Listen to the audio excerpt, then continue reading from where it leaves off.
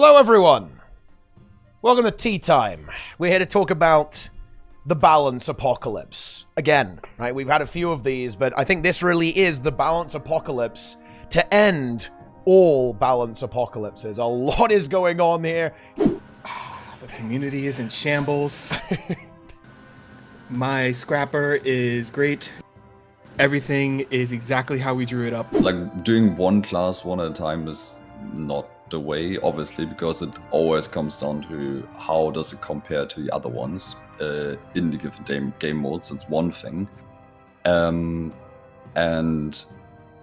I think they just had to lay some groundwork there. When I look at Scourge, why did they nerf Scourge so hard? That's a great question, because I think a lot of Necromancer mains are going to think like, oh my god, you've nuked my class from orbit. Well, I'll tell you why.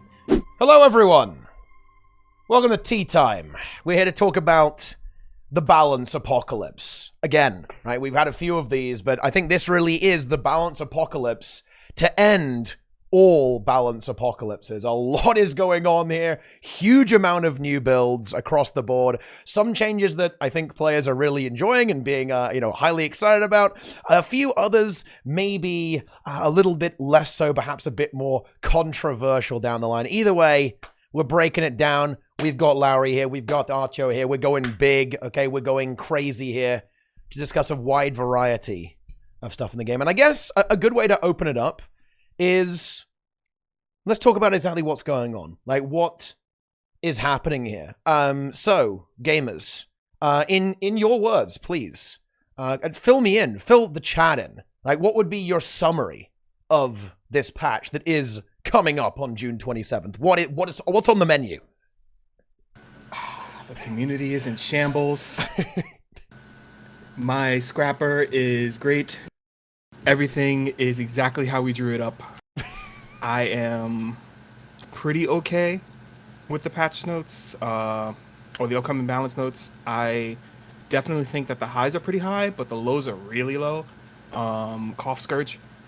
And it's going to be different. It's going to be a lot different, especially compared to other or previous balance patches that we've had, but in a very interesting way.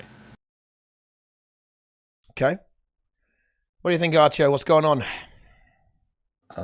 Yeah, I would go and agree with community in shambles, but maybe not all of the concerns are maybe let's say correct or confirmed yet, that there's an actual reason for that. I can see some really good changes, some very interesting changes with how buffs and applications got shuffled around. I mentioned already before the stream, before the show, some things got forgotten, unfortunately. Some things got changed in very interesting ways that slightly concern me. We might be touching on them as well. And things are getting more accessible, I have the feeling. Some boon applications, but also healing, which is something that I was not expecting at all whatsoever. I'm a little quiet, apparently. I've boosted you. Okay, awesome. So I was not expecting that. Basically, raising healing and the healing floor on certain builds, especially on ones like Druid and Firebrand. But yeah, we might touch on that later as well, what ArenaNet is trying to do there.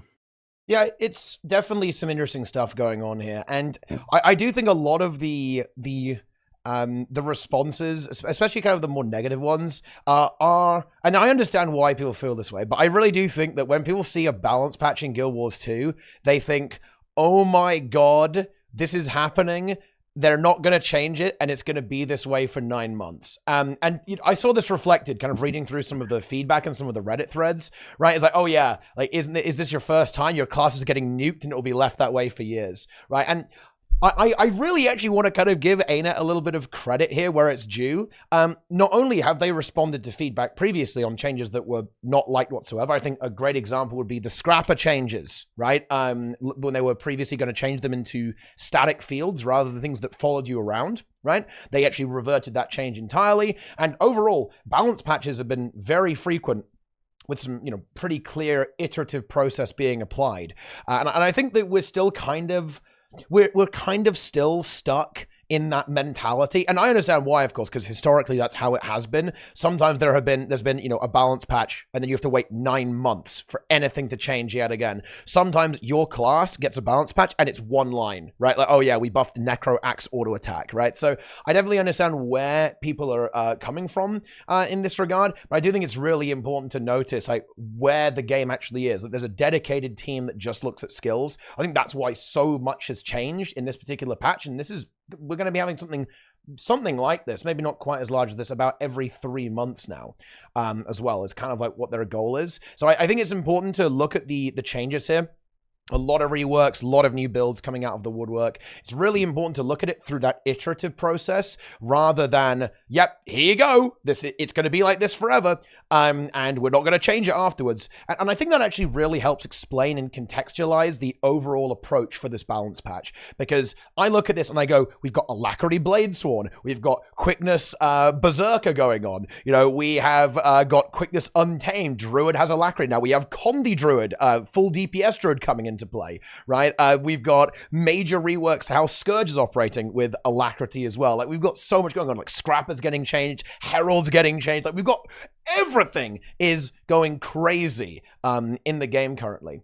And I think ArenaNet's goal with this patch is basically saying, right, we're going to make a whole bunch of stuff. Instead of having to wait 6 months to get to your particular build, they're just going to say, you know what?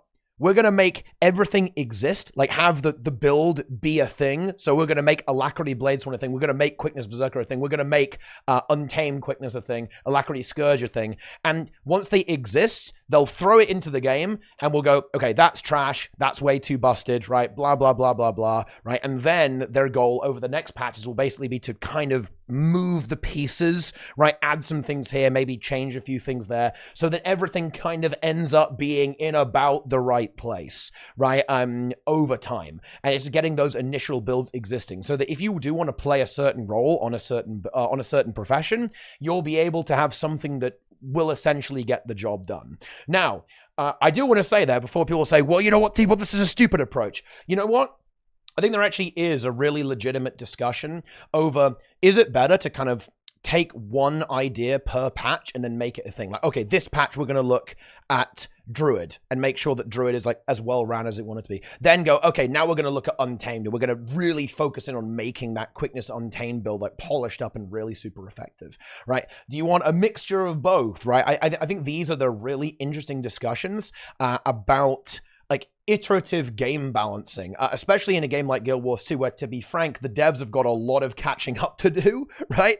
They've got years of baggage, years of balancing to kind of get done in a pretty short amount of time. It's really fascinating to see how it's going to go. And I think definitely a really good conversation to have and give feedback on how we'd like the game to actually be balanced and designed for. Pretty interesting. But what do we think about that? What do we think about the strategy of this patch, right? Like the kind of, the method with which they're choosing to balance the game? I think they didn't really have much of a choice there. Like, doing one class one at a time is not the way, obviously, because it always comes down to how does it compare to the other ones in the given game modes. That's one thing. And I think they just had to lay some groundwork there. The big complaint was we have to spam our utility all the time, everywhere. Very few players were willing to do to basically make the trade-off and run a little bit more boon extension, boon duration to actually make utility slots free to use. That was the way you could approach this until now, or until this patch done. But they basically heard this and said, okay, we're going to move this away from the utility in a lot of places. we'll open this up basically. Let the community loose on this. Let players be creative with this. Let's see what they use. Some players might go into a DPS-oriented direction with the utilities. Some, well, maybe not, right? Just go very hard on the heals or whatever it may be. And then we basically tweak the numbers afterwards. Because there will be a lot of builds that come out of this. There are already a lot of builds to balance anyway. They just have to let us play with this. I think that's not something you can do in the studio. Yeah, agreed. Yeah. Also, we knew this was happening anyway. We knew the offensive supports in particular were going to get a fundamental change. Like, the spammability of these supports were an issue. Like, it was just... It was a big complaint. People were complaining about this for ages, right? We complained about this for years. For years. And now that we get it, and now it's a problem, like, what happened? Like, what changed, y'all? Like, as Artyo said, like, I think they didn't really have a choice in that I really do like that they just took all of these ideas and builds and just threw it out to us. And we'll figure it out later. I think that's totally fine. You know, this isn't the last balance patch we're ever going to get. Things will always be changed and updated. Like, and that is something that I wish other games did. Jeez. I'm still over the moon about Scrapper, really. Like, let's just be real about it. Like, just the playability of these classes, offensive support in particular, everybody should just be like Renegade. I was saying that before. Everybody should just play it like Renegade. Just provide your boon for playing the build. And now we all get to do that. We can more freely change our utilities. Signets in particular is really nice at what they did with Signets. But yeah, like I'm pretty happy about it. I think the community will come around to it eventually, as they always do, because it's not like they have a choice in the matter. I mean, they kind of do. But they kind of do. But after the dooming is over, I should say, they'll come around to it. Yeah, and I think that like actually seeing the patch in the game, right, and seeing how things play out, that really does help. Like when it's on paper, when it's on, the notes are there, you can be like, oh my goodness, it's over. Like it's over. My build is dead. But then, you actually get into the game, like the numbers get tweaked a little bit. You get that, iterative process. Because bear in mind, there will be changes, right? There will be changes coming into play, right? There will be an update to this. That's why, this is the whole reason why they announced the notes early now. Why we have this entire balanced preview concept is so that feedback can be given on, the subreddit, the forum, and so on. And then the developers can respond and maybe go, oh, maybe we shouldn't do that. Oh, okay, yeah, we forgot about that. Let's go ahead and see if we can do something in that regard as well. I think a really good example of this, I will be amazed if some of the thief changes make it to live. This is really funny. Right now, theoretically speaking anyway, it is actually optimal to never finish your auto attack chain on Daredevil. Right, in the new patch, that is to say, right? So if the patch goes through, you'll actually do some insane unhinged rotation where you do 2 auto attacks, then interrupt it with another ability, right? And just repeat that process. It will do 40k DPS, but it will be very weird to get that 40k DPS. And I think those are the things that will get caught and will actually get updated. I feel like Thief is always the culprit of stuff like that. Like, is it me? Has that always been the case with Thief? Like weird things like that? Thief and Mesmer. I think that always does happen.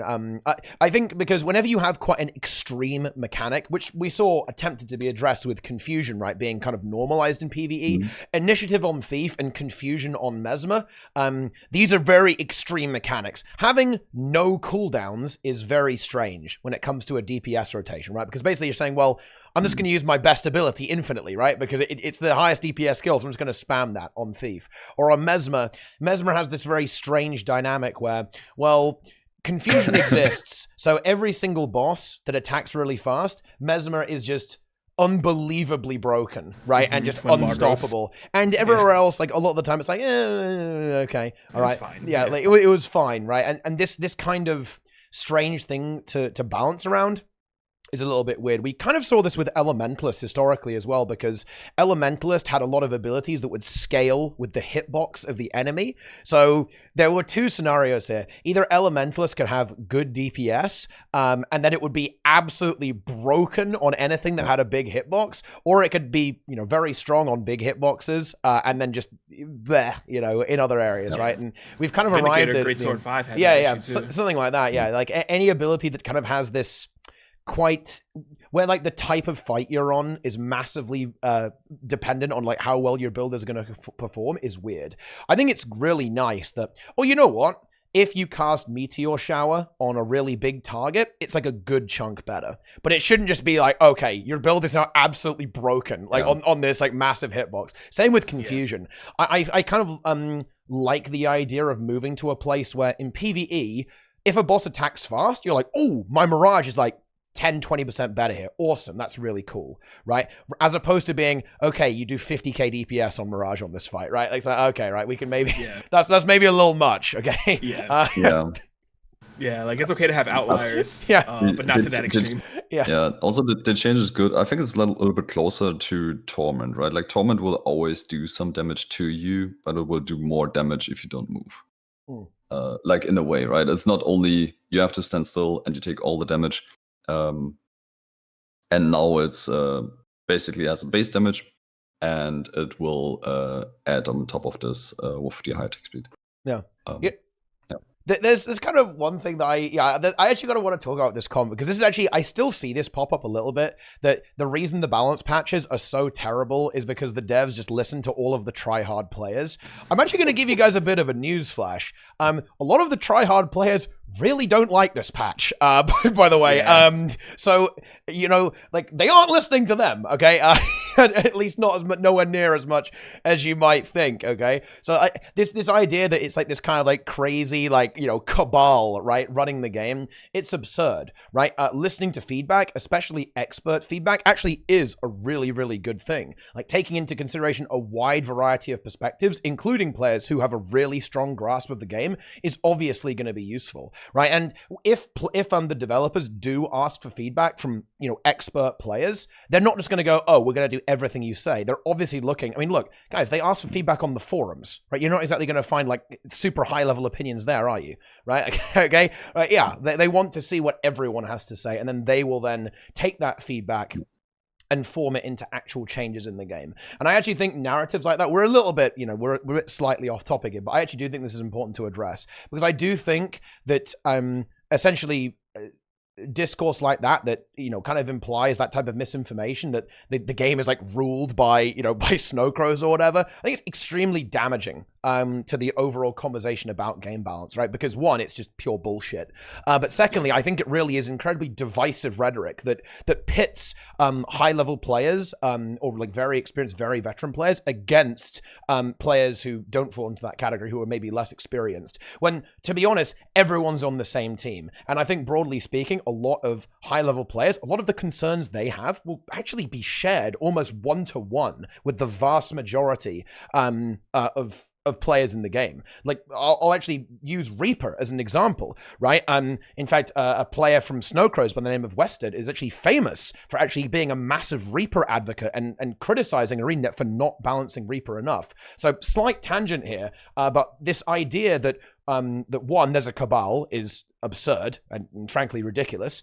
Two, even if that cabal did exist, okay, it's not like they're like completely, you know, ArenaNet's at their beck and call. And thirdly, I think it's a little bit silly and again very damaging to suggest that the interests of very veteran, very experienced players are opposed to players who maybe aren't into like speedrunning or tryharding. These two things are not in any way opposed. It's absurd to suggest otherwise. Sorry about that, guys, but it's just that stuff that it bothers me a little bit. I got a little mad there, I admit it. Yeah, another two things I want to add real quick is just because they don't do exactly what you guys say doesn't mean they're not listening to you, first off.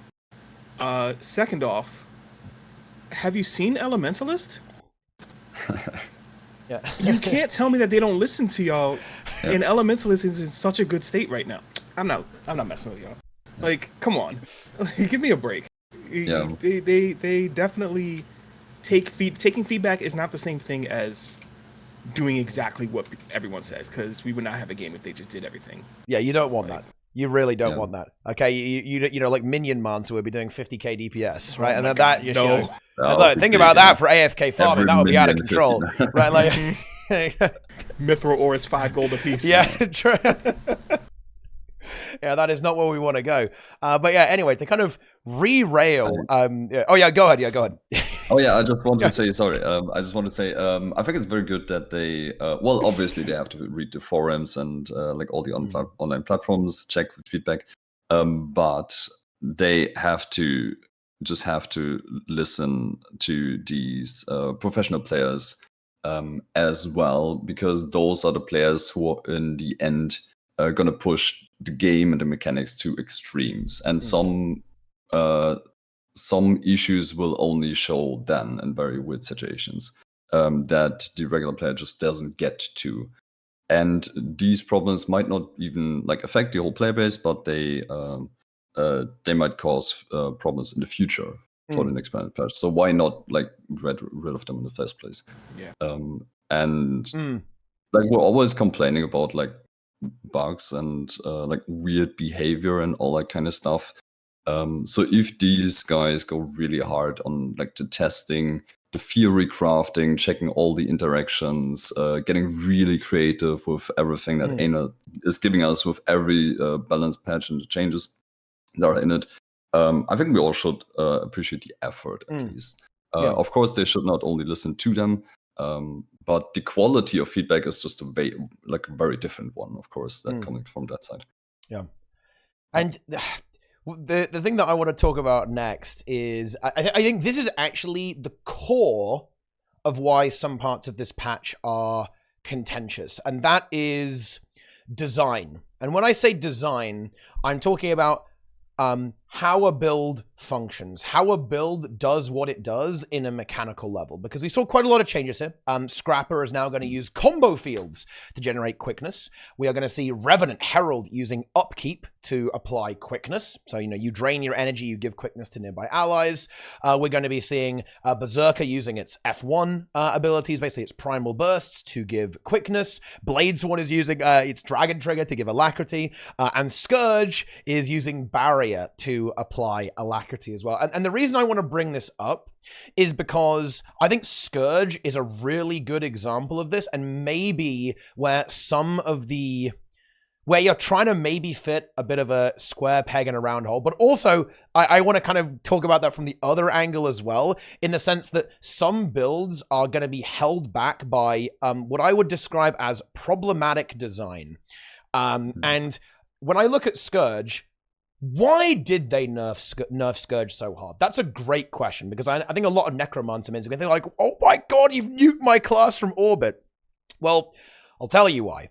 It's because people, look, I know people say that they didn't ask for Alacrity Scourge, but people kind of did, right? People kind of did ask for Alacrity Scourge, to be honest, right? Especially because like, oh, Heal Scourge isn't good. I mean, people were wrong about that, but that's another thing. The thing is that fitting Alacrity onto Scourge kind of necessitated that it got absolutely like walloped with a hammer. Because let me tell you this, if you just gave Alacrity to Heal Scourge in its current state, that would actually be the most oppressive, like horror. You guys would be saying, please nerf this build now. Nobody plays anything else. I hate this, right? Like that abomination of a class. Yeah.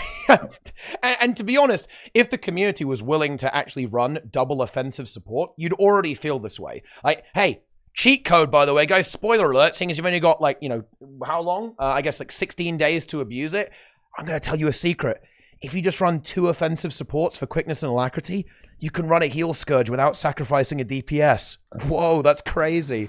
That sounds so broken, actually. Like, Quick Brand, Alac Mech, you have all the Aegis in the world. Like, oh my god. Why are we not doing this? Yeah, we have a Heal Scourge in the community who actually runs raids on a regular basis with with Heal Scourge and just Druid or Heal Farmer and whatever is kind of fitting for the encounter. And then that's it. And just throw more Boon supports in there, and it's awesome. It's cool. Yeah, it is pretty good. And again, like this kind of a slightly weird tangential ramble. My point is that Scourge has a lot of design limitations that mean if you want to give it alacrity, you have to hit it with a hammer really hard. Otherwise, it's just going to be completely disgustingly broken. And I think, as much as I hate to say it, and here's like, actually, I'll do the broad conversation, right? Like, you know, I'm figuring this out in real time how I want to talk about this. You kind of have some decisions to make as a player and as a game developer. You can have these crazy, wacky, awesome builds that can be really fun to play, but you can't really expect everything to be perfectly balanced. And I actually think Path of Fire is a really good example of this. If I look at Firebrand, I mean, what a cool idea, right? You know, you open a book and you read from it. You've got 5 different spells you can use per tome. Oh my god, it's so cool. Scourge, you put your shades out, you can affect loads of allies. It's epic. Mirage, you can dodge all the time and fire out abilities all over the place. But let's not forget, Firebrand and Scourge obliterated PvP and World versus World immediately on release. And in fact, those 2 builds were so oppressive in the game mode that even now they're having to like bludgeon Scourge to try and like dislodge it from World versus World a little bit. Like Firebrand, they had to make some of the durations on Firebrand 1 second to get rid of it in PvP, right? Mirage was so unfun, so annoying to play against. They made it like complete garbage just to get rid of it from PvP. Okay, like this is kind of the issue here. When you have these builds that have godlike design, in other words, they are mechanically superior to other builds, you have a seriously tough time balancing this. And by the way, let's not forget that this happened in PvE as well. Like builds like Firebrand and Scourge, and Renegade as well to an extent, they were a serious problem in PvE. You just couldn't get rid of these things. And Fractals are another great example, by the way, here, too. Like Firebrand is just dominant in Fractals, right? Because of its Aegis and stability application. It is just so hard to compete with that build because its design is fundamentally so powerful. And this is like the really big conversation here. If you want your game to have kind of a more even play rates, and ultimately you want your game to be a bit more balanced, then it's a tough call. And there's no right decision here, by the way. If you're watching this and going, well, you know what, I disagree with that. I think that's fair, right? And you think that, you know what, I think balancing for fun is more important than balancing for gameplay. That is fair enough, but bear in mind what that entails, right? Like if you do balance that direction, you're going to have like a bit of a mess, to be honest, right? The game is going to be very weird in terms of like how powerful things are compared to each other, because the builds that have the really strong design are just going to be insane, right? And it's very difficult to nerf them with numbers, right? Like changing the design ultimately is kind of necessary if you want to get everything about in the same place, because otherwise design is going to be very, very oppressive. Agreed. Also, like, I push back a lot against like how the community perceives things, because Firebrand, like Healbrand, really isn't the best healer in Fractals, in my opinion. I think it's Heal Mech. Really? Yeah, I think it's Heal Mech by not a huge margin, but carry potential, yeah, Healbrand, because you know it's kind of pug proof, right? You could, because of set Aegis. But I think Heal Mech is just like as an overall healer is just like quite a bit better. But does it really, like, is the community really, you know, splitting hairs over that? Like, no, they just want to get their run done. So when they talk about stuff like, oh, is this the best, or it's not the best, or whatever, does that really matter if you're gonna get your run done? Like, really think about it. Does that 38k, I'm sorry, does that 37k scrapper really that bad when you're praising Virtuoso at the same time? Like, and you yourself are not playing Deadeye if you really care about that, if you really care that much about DPS. Like, I don't know, like the community seems to be really weird about certain things like this. So, and this goes back a little bit to the feedback, excuse me, to the feedback with the developers and stuff. Like, not everything the community says is like good, and it's important to take feedback from everybody because the different perspectives matter a lot. So yeah, again, a little bit of a tangent, but Yeah, it's the meta perception, the way players interact with the meta is definitely weird. I don't think it's. I honestly don't think there's anything you can do about it. I really think the best way to address this stuff is basically to change things pretty frequently and kind of shuffle things so you have a bit of a flavor of the month style thing. Not in terms. I don't think you should change the design every time, but I definitely think kind of like making this build like being really good is good because. And you might go, wait, no, that's done, Teapot. But here's the thing, guys. I'm going to tell you a little secret. People are going to play what they perceive to be the best in slot, even if it's better by like 1%, right? Like that's just the way people play the game, right? It's always like that in any game, pretty much, especially MMOs. And this distorts massively play rates, right? Is that even if a build is only like an itty bitty bit better, right? Or maybe it's not even better. People just perceive it to be better, right? You're only going to see that build. It's like, yep, okay, I'm playing this now. It's busted, right? And that's just the way that players engage with the game. And I think it's important as a player looking at what is being played, right? Or, you know, like what's going on. Right? Yeah. With a little bit of a grain of salt, right? Just because you don't see a build doesn't necessarily mean it's bad, right? Like at all. It just means that it isn't popular. Yeah, it just means maybe it's a bit weird. Maybe it's like slightly weaker than like the absolute best in slot, right? And so on and so on and so on, right? There was a fun example actually. I want to let you guys jump in, but real quick actually. I was doing fractals the other day with some friends, and I was playing. There was a power scrapper as DPS in the fractals, right? And seriously, I had and the scrapper was top DPS every single fractal, including 100 CM. And this was a good group too. It was actually like a group of some of my friends. So it was a pretty high level run, relatively speaking anyway. And there were multiple people in the chat who were like, oh my God, I had no idea. It was like, how is this guy doing this, right? How is he playing so well on this build? I don't get it. Like, what build is this guy playing, right? Because they'd never seen a scrapper before, right? Like, they were like, whoa, this is crazy. DPS scrapper, that's wild. And, yeah. and I think that this is something that you really have to think about and consider, is that just because you haven't seen someone do well on the build doesn't mean it's impossible, right? Of course, people do tend to gravitate to the strongest builds, but that doesn't mean that you can't really excel on one that isn't necessarily like giga OP, right? In all these situations. Yeah. Weaver's been good for how long? Yeah, but sometimes it's just a skill required, right? It's not accessible to everyone. That's true. I think it's like Teapot said, it's like one way how the community approaches the game when it comes to like the one build that's 1% better, and that's like the only thing that's getting played, or like some parts of the community at least. But it's also how recommendations work when you look when you want to look up your choices and you go to places and you ask around. You get a very short list of recommendations nowadays, even though you have a multitude of really good options in the current balance. And we have to consider like how we draw players into the game, right? We give them like 1 or 2 good things out of like 8 or something, which is very limited. And they might not even like all of these choices. And they're only good in like certain situations for like very specific reasons, etc., etc. Well, I think it's really weird, actually. This is a super meta conversation. It's like questions like that, I think, are super hard to deal with. Because if someone asks you, hey, I'm new to the game, like, what's good right now?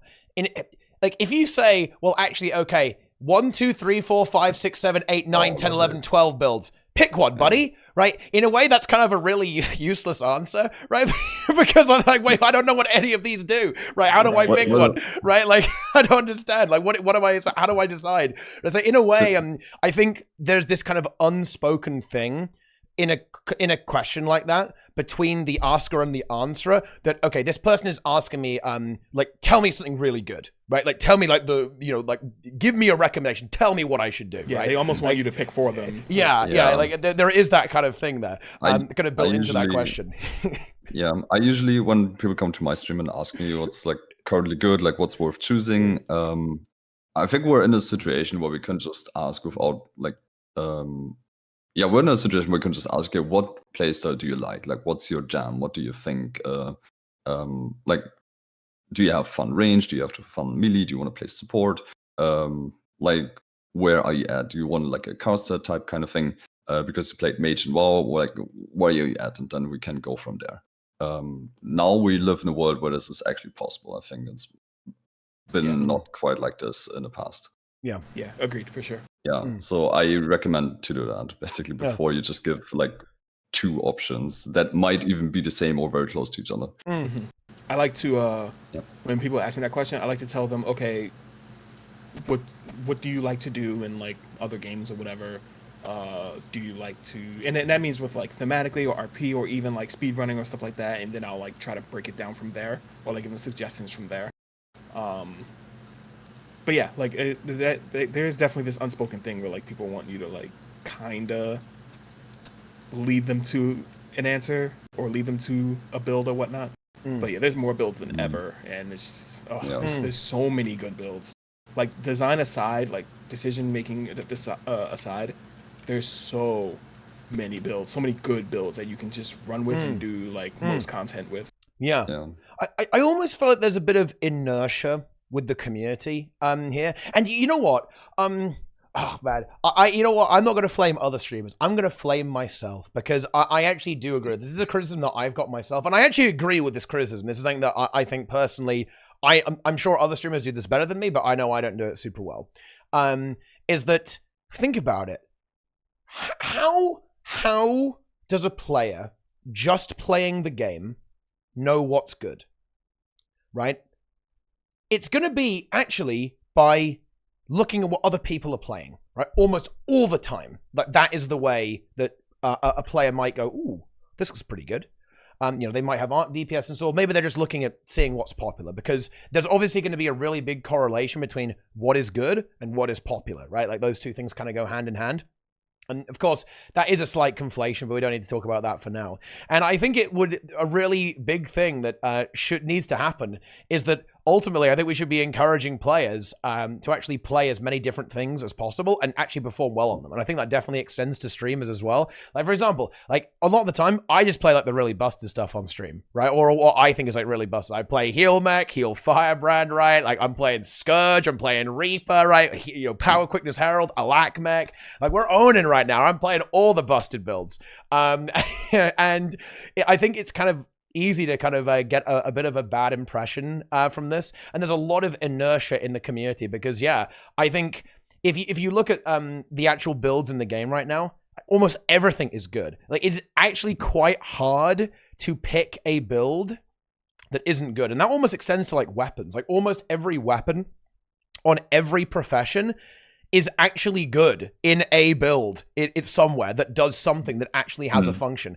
Like the game is weirdly well balanced right now, in a very, very strange way. And but still, like there's I don't think that is entirely reflected in the way that the game actually plays out, right? With what players actually end up using, which is quite interesting, I think. I'm also not sure if it's entirely reflected in how we present these builds either.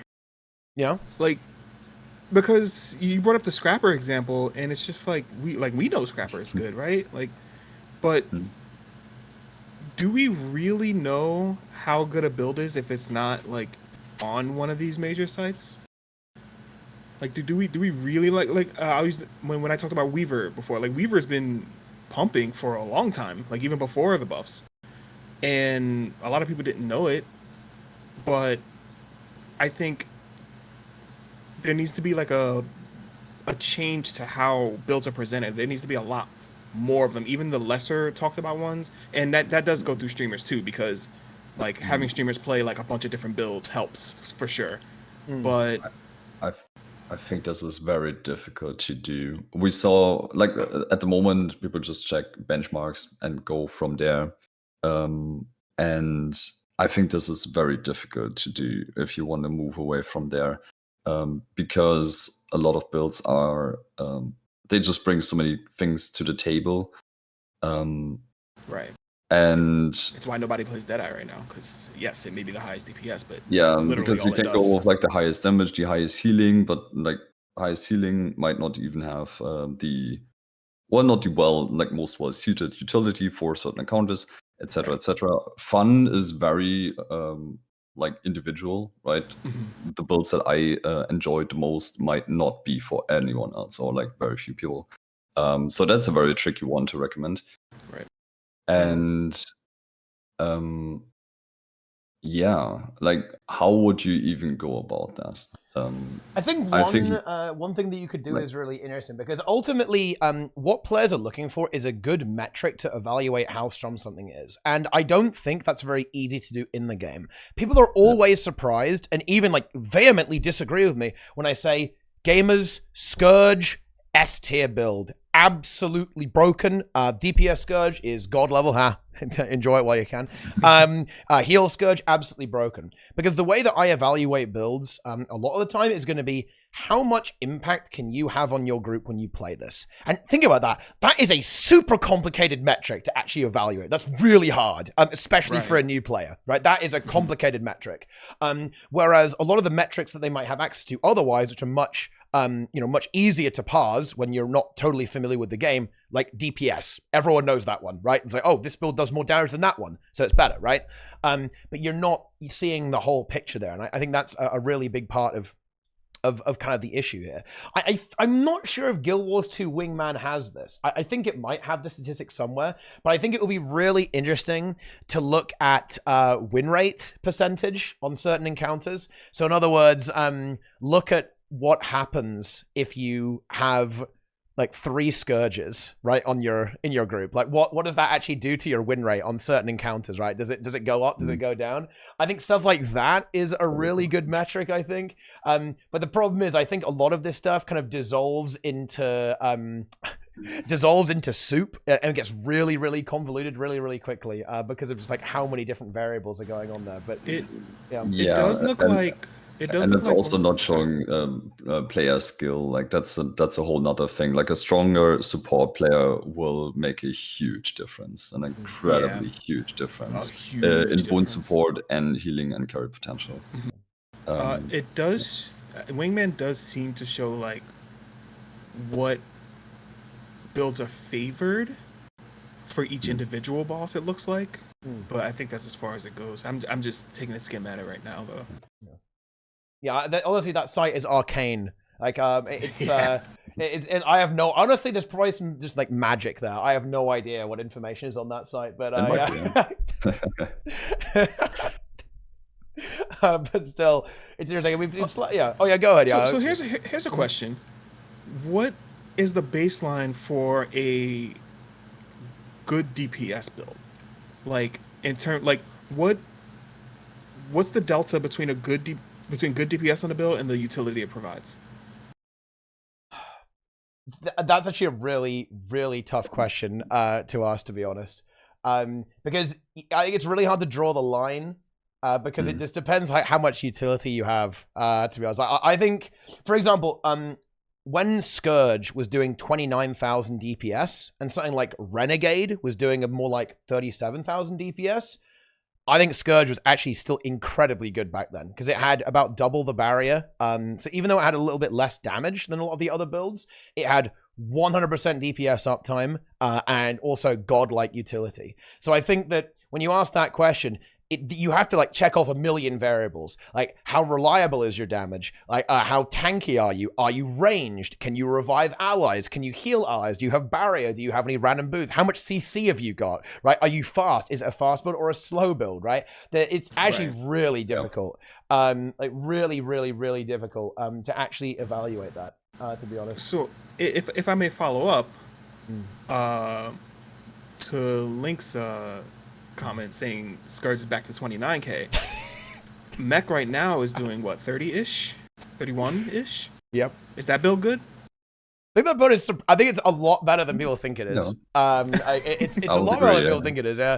I mean, it's 34. Okay. Yeah. So it's this is the very strange thing about Guild Wars 2, in my opinion, because there aren't any DPS checks in the game.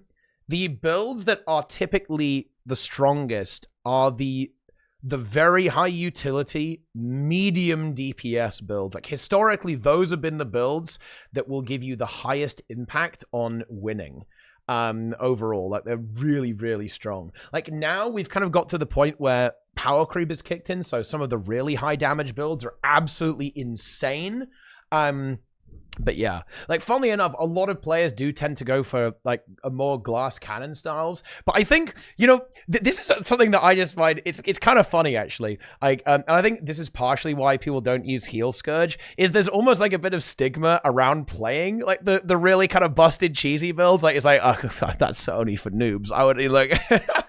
So people tend to like move away from it. Like, here's something that's fascinating to me, right? Do you know what one of the biggest things that pugs could do to increase their win rates is run a third healer if you're wiping, right? Just put another healer in, right? But nobody does that. Why does nobody do that, right? Nobody does that because like that's a noob move, right? Like, you know, that's like the scrub maneuver, right? Like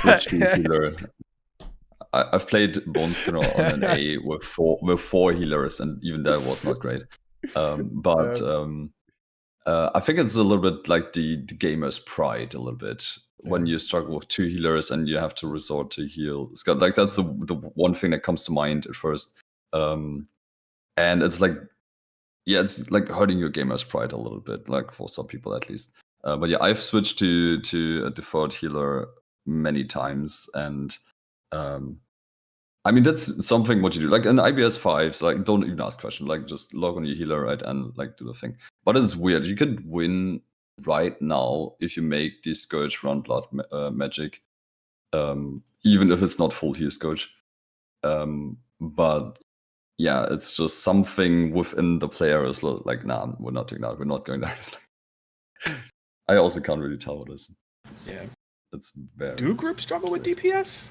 No, like, I really don't think so. You very, very rarely see pug groups that struggle with DPS. Like maybe on some of the fights, like new progging groups, like, maybe on like Doom potentially you could see some issues. There are a few fights where maybe you start running into some problems. Twin CM prog, yeah, for sure, yeah. Like, but maybe I think most DPS problems come more from like failed mechanics and that snowballs somewhere. Yeah. That's like when you play your mechanics and play that well, you will not really have DPS problems nowadays, I feel like. Yeah, that's it shouldn't happen. Thing. That isn't to say that, and oh man, this is, you know, nuance is impossible on the internet. Listen, gamers, that's not to say that DPS. Impossible. That's not to say that DPS isn't important. It actually is. You should try and do as much damage as possible, obviously, right? But just bear in mind, like, you know, you've got to, you can, sometimes you can break the game. You know, Heal Scourge, pretty good.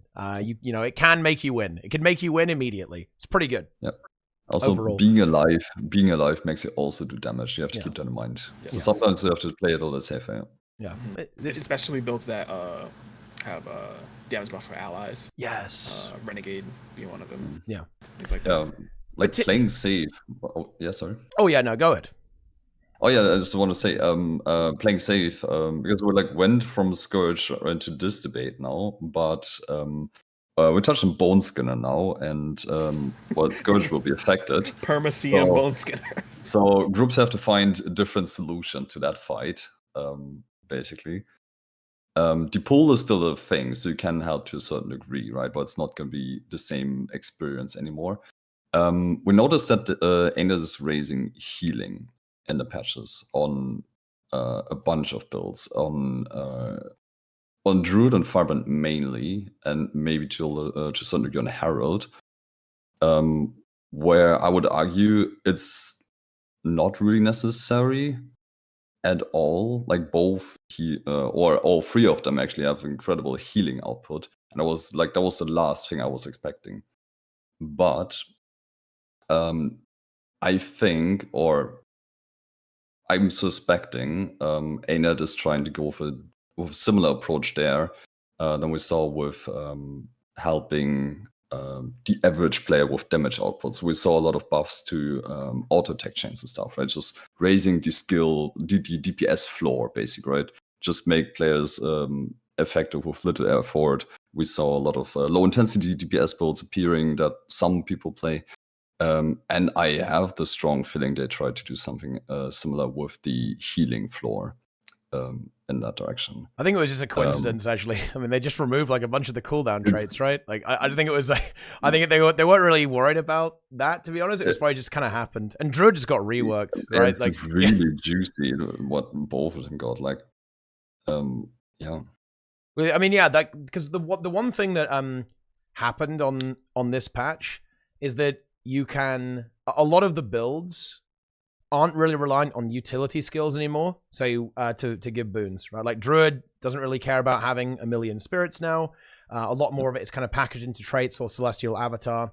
Same thing with Herald as well. Same thing with Scrapper. So in a lot of ways, weirdly enough, the build is going to introduce some power creep to the game. But if you think about it, that's exactly what you'd expect. Because if a build becomes more flexible, that is power creep, right? Just by definition, because it means you're less restricted in what you can do. You can bring more things to the table, actually, which I think is just kind of the way it is. To be honest, like we're kind of through the looking glass on power creep in Guild Wars 2 PvE right now. Like the game is insane right now in terms of the power level, and I think this is really funny to think about, actually, especially if you're a new raider. I'm really curious what new raiders think about this. We are now, in my opinion, way beyond double the power level of when raids originally released at this stage from in the original Heart of Thorns. Like, everything is crazy in the game right now in terms of healing, in terms of boon output, in terms of damage output. So hey, you know, we're on the, you know, we're going on the wild ride of the Balance Pain train, I guess. In this regard. But yeah, certainly, like this, there are definitely some concerns that some of the builds that were already kind of winning, like Druid and Firebrand, are winning even harder now. You know, that definitely is true.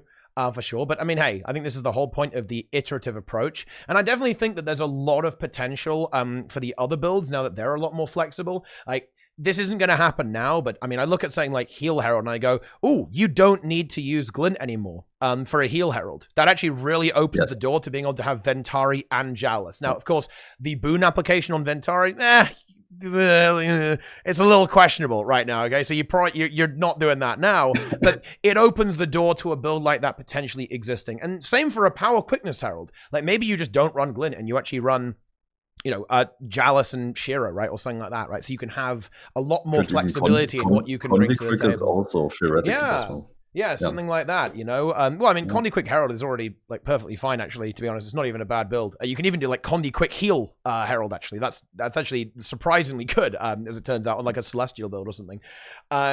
So, like, yeah, there's a lot of potential, I think, for new builds to pop up out of this after things actually get adjusted and after things actually get decently improved, kind of across the board. Same with Scrapper, right? Like, Scrapper will probably end up being significantly less confined to having gyros, especially after, you know, like a bit of iteration comes through. Like, this is a really important thing, because I really think that these builds being flexible is one of the reasons why they are already so strong. The reason why Firebrand is such a great healer is because ultimately Guardian utility skills are godlike, and there's loads of really good Guardian utility skills. You can use different weapons when you want, like you have all of your tomes, all that kind of stuff, right? That's all really good. It's customizable. Like, even the healing is customizable. You can go for sustain healing, you can go for burst healing, you can mix this with utility, you could go full damage mitigation and care very little about healing. You have like all these options. You can just do like whatever the hell you want. Yeah. For sure. And this is why these builds are powerful. And I think that's why it's really necessary that the kind of like no longer spamming your utility thing actually exists. I think Heal Scrapper is a good one here too to think about, because Heal Scrapper previously is very weird. You had to use a lot of your gyros off cooldown in order to apply your boon. Now you don't have to. Right now, you can actually use your Bulwark Gyro to actually absorb damage from your team. That's kind of cool, right? Now you can actually use your defensive gyros when you actually want to use them, right? You could take different utility skills as well for various different encounters, all that kind of good stuff. And that, the ability to do that is really worth considering, right? Like, that actually is an important part of balance, right? And I'm surprised that this gets overlooked, but then again, I'm also not surprised whatsoever. I think, funnily enough, Firebrand is another really good example of this, especially when I look at something like Druid. So let's kind of compare those two things. Like, Firebrand has instant cast, 600 radius, AoE, stability, and Aegis. If you compare that to White Tiger and even the new Stone Spirit, to be honest, it's not looking good, right? The the power level of the way that ability works on a design level and a mechanical level, it's so unbelievably different. Like, Stand Your Ground is the best skill in the game, and it has been the best skill in the game since day one. And it's because of the way it's designed, right? Like the way that the ability actually functions. And this is something that is super important to consider in balance. Just having something, just having numbers. And yeah, that's why it's a bit weird that it got buffed, isn't it? But anyway, yeah, the fact that it has this instant cast element with a massive radius, this is a huge part of the power level of some of these builds, like the flexibility, right? Being able to pick this. So I think it's really important to notice that, yeah, some of these builds might end up being kind of nerfed because of their design changes, but the design gives the build so much more room to be better now, right? I definitely think it's entirely possible that, you know, the numbers on Scrapper, maybe they just can't, you know, the blast finish thing, maybe it's a bit cumbersome. It's just the numbers aren't quite there, but that's easy to fix, right? This is why design changes are important. Like, if the design change happens and, oh, you need some more numbers, we'll have some more numbers then, right? Easy, right? Not a problem. Same thing with Herald, right? Oh, you're a bit energy starved after the patch. I think that's totally a possibility. Like, you might not have enough energy to use your utility on Power Quickness Herald, for example. Or maybe, like, you know, you don't have enough energy to use your healing support. That might happen, right? That actually might happen in the game.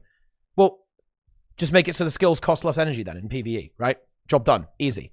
Like, these are the things that are quite easy to fix, but finding a design that enables a build to perform comparatively with other builds, that's what really takes a lot of work.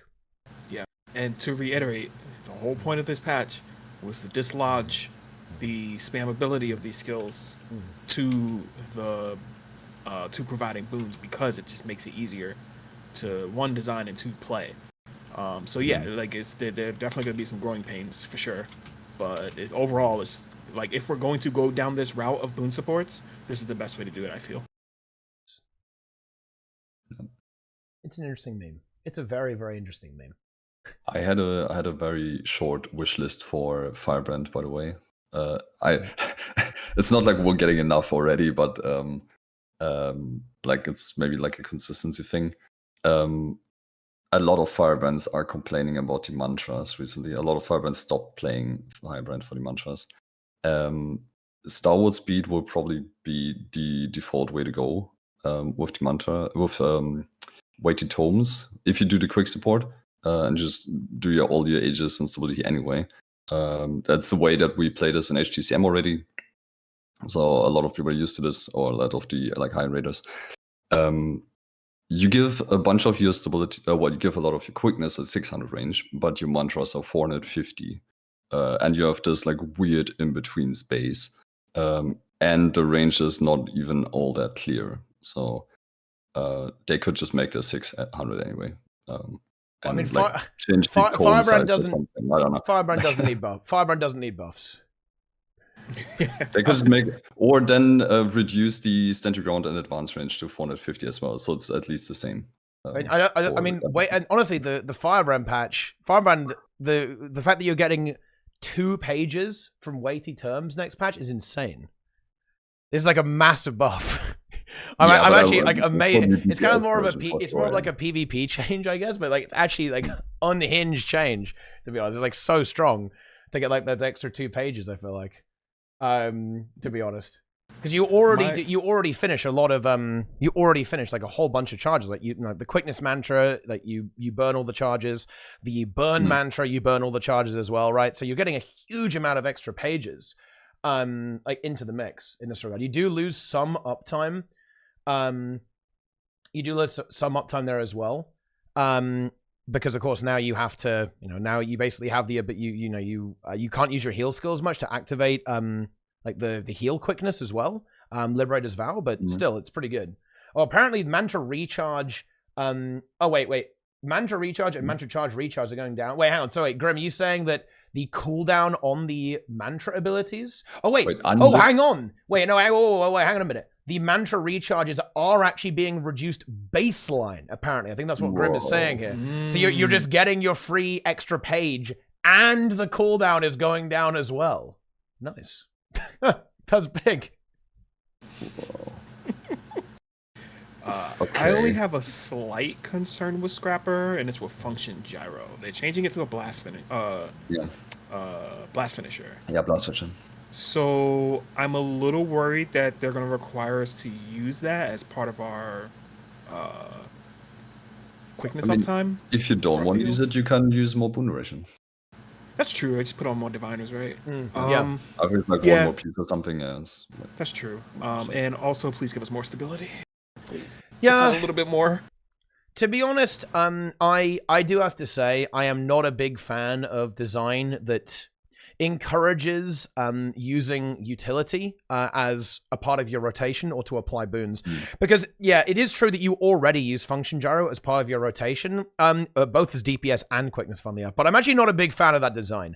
I think it's much better if abilities kind of have a bit of a purity of purpose, as it were, right? I think it's one of the things that has kind of piled up in Guild Wars 2 over the years, that every ability does 50 different things, right? I think this makes the game a lot harder to learn. I think it makes the game spammier, right? Overall, which, again, also makes the game harder to play. I think it makes the game less accessible overall. I think it's much better to have abilities that have a clear, defined usage that you go, okay, right, this has happened, I will respond by using this ability. I think that is a very healthy way to have the game kind of designed and have the game set up. So I don't like encouraging that type of gameplay. Like, skills should be used for what they actually do as often as possible, not, just to spam them off cooldown for whatever reason, which was kind of what this patch was aimed at. And I think, weirdly enough, the Scrapper changes are potentially a little bit spooky in that regard, depending on how it actually ends up playing out, or with like the numbers and so on. Like it could potentially encourage similar gameplay to that. Yeah, and one more thing I would like to see change, a very slight thing about Scrapper, is Watchful Eye should go down by 1 second to make it easier to do the Bulwark Gyro block combo. I prefer the Bulwark Gyro Elixir S combo, actually. That's good too. Yeah. That is good too. I've done both. I do like both. But for those that don't know, if you use Bulwark Gyro, your party or your group gets a buff called Watchful Eye, which is the reason why you take the damage that they take. But you can block that damage. So Hammer 4 helps with that. Nice. Yeah. Yeah. Little tidbit. Creative gameplay. Yeah. Yeah, like it. And if you use Elixir S while you're in Bulwark Gyro, your team instantly dies because it makes them take it makes them take like 5 times damage. It's really funny, but yeah. Even more creative gameplay. I remember doing that by accident. I was like, oh wait, what happened? Yeah. It's pretty cool. It is really, really pretty cool stuff, actually. But anyway, I mean, this has been a slightly strange conversation, actually. I'd say it's out of control, right? Like, we've been wobbling all over the place here, actually. We can go back to design. We touched on design at some point. Yeah, speaking of design, one of the questions I have was, are we too far gone from fundamentally changing how quickness and alacrity works? Yes. Okay. In my mind, I saw a really interesting post, actually, and do you know how I know we're too far gone? Great post. Someone said, I don't think, if someone was designing the game from scratch, I don't think current day boon implementation would make the cut. And you know what? True! I agree. 100%. True! Yeah, there is no shot that any sane game developer would ever put boons into the game in their current state. Absolutely not. Way. It just wouldn't happen. There's too many of them. Like, some of them are way too powerful. A lot of them are way too powerful, and it's hinged on how effective your party is by so much. Like, it's pretty gross, actually, just how powerful they are. Yeah, it's incredibly meta distorting, right? It makes it so that. And it actually kind of makes the competition between DPS builds, I think, a lot more obfuscated. For example, this was nowhere near, it was a lot less of a problem back in early HOT, funnily enough. For example, one of the classic builds that I'm sure many players remember is Hammer Guardian from early Heart of Thorns. Why was this build valuable? It had pretty okay DPS, but it gave permanent protection. And that was super valuable at the time, actually, because protection was quite hard to come by. So that build had a really cool niche that it could fill. But these days, you have permanent protection in every possible team comp. You have perma every boon in the game all the time, no matter what, like regardless of anything. And this really, it makes your build quite extreme. Like if you're a healer and you can't provide prot, regen, vigor, swiftness, alacrity or quickness, right, stability, and Aegis, congratulations, your build isn't good, right? And it's like, oh man, that's a bit unfortunate, isn't it? So it really makes the meta incredibly rigid, and it also forces the developers to essentially homogenize everything. Like permanent boons are why we're seeing every class do the same thing, but with a different flavor, right? That is why. If boons weren't permanent, this wouldn't be the case. But because they are, that's the way it is. And to be frank, the genie's out of the bottle. Like, can you imagine if they removed permanent quickness from Guild Wars 2, or if they nerfed concentration, right? So you couldn't get very high boon duration in PvE. Like, I think people would actually riot, even though it would be a far superior design philosophy to go for. Like, oh man, it would be an apocalypse if that happened. Yeah, holy shit, it'd be awful. I think the only way will be to like make quickness, make the base game speed how quickness is now, and then go from there. But even then, that's such a radical change. Like, ugh. Yeah. Maybe they should just do it anyway. Right? Yeah. Well, it's a good question. I think this is a fascinating question. Like, if players would be upset by improving the design of the game, does that mean you shouldn't do it? That's a super good question, I think, actually. Because the current design of the game causes so many problems. But the thing is players like it. Right?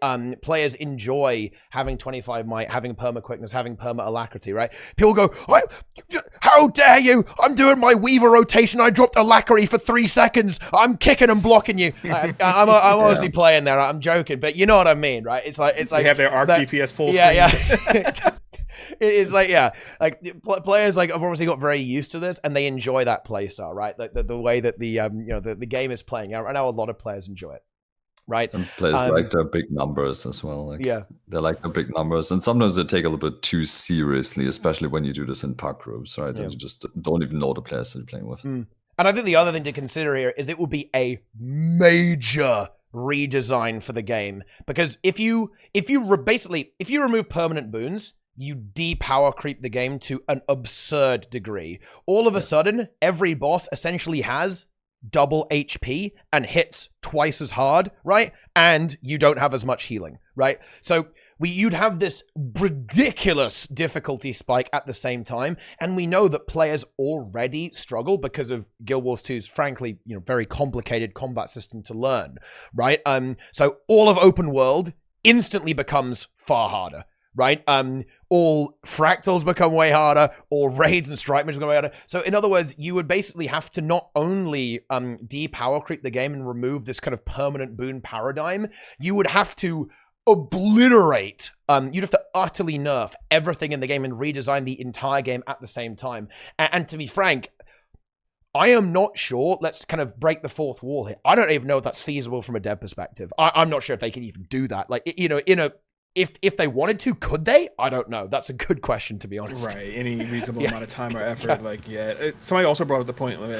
Somebody also brought up the good point. What about Condis? What about Condi classes? Like, how does that affect them? It might just be way too much work. And I can see why they're leaning into giving more classes quickness and alacrity. Because it's just like this is the game we're playing now, so might as well just give the people who play these classes the option to do this, which I think is a good thing, even if the fundamental mess that boons are is god. Yeah. I think it's really about the options. Players like their classes, but they also like to contribute to the fight in a more meaningful way and manner than they are already doing when they're only, quote unquote, only doing damage. So giving these options, but I also feel like ArenaNet is trying. I don't know. I think it's very clear, like who is supposed to be the heal support and gets a bunch of utility, and who is playing the support. Well, that's a pun, but it's like main cast and supporting cast in the movie, right? It's kind of where we're at. Some support. No, I have to rephrase this. Some classes just don't offer the core class utility. There's no fundament to go like beyond giving certain boons, and then like add the healing on top of this. I think Thief is a very good example for this. With Spectre has a lot of boons now, and it gives a lot of barrier, and like all of the scales with healing power, which is awesome, and you might throw in some region, but there's nothing else in the core Thief toolkit that you could choose to like support this even more. Basically and that will be worked on. It looks like they want to take Shadow Arts in that direction. It's just too gimmicky now. Like if you just look at Shadow Arts has stuff like protection on it. It's just that you need stealth to do it, and that's just weird, right? In PvE, it's just like good luck. You know, it's just on a lot of bosses you even get perma revealed. So good luck, buddy. Right? It's like blah, blah. Like that design is just not going to operate. I think the elephant in the room with Spectre, and even if Spectre is good, not many people are going to play it because of the single target support thing. So let's imagine the universe, right, where heal Spectre actually is really strong. Right now, it's probably not going to make the cut, in my opinion. But let's imagine that it becomes really good, and you've got loads of prot, you've got stability, we've got like all this crazy stuff going on. Like the fact that it is single target, and ArenaNet don't want to let go of that, and I doubt they will, to be honest, because that's just... It's the identity. They want Spectre to be single target. Let's go. Even if it was really strong, nobody's playing that, right? Like, it would be cool if like tank damage was higher. Like, also worth targeting the tank, basically, right? If you just get more single target damage from the boss. So right, and the Spectre can just like play this like duplex role of just like helping the tank out more and like giving barrier to the group and whatnot. Yeah. And also, low key. Aegis is an issue.